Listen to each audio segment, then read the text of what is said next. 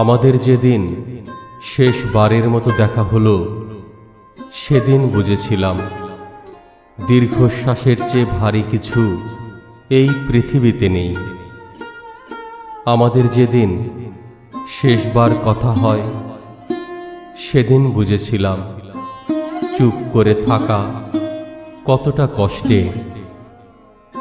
শেষবার যেদিন দুজন দুজনকে ছুঁয়েছিলাম, সেদিন বুঝেছিলাম আগুন কতটা পোড়ায়।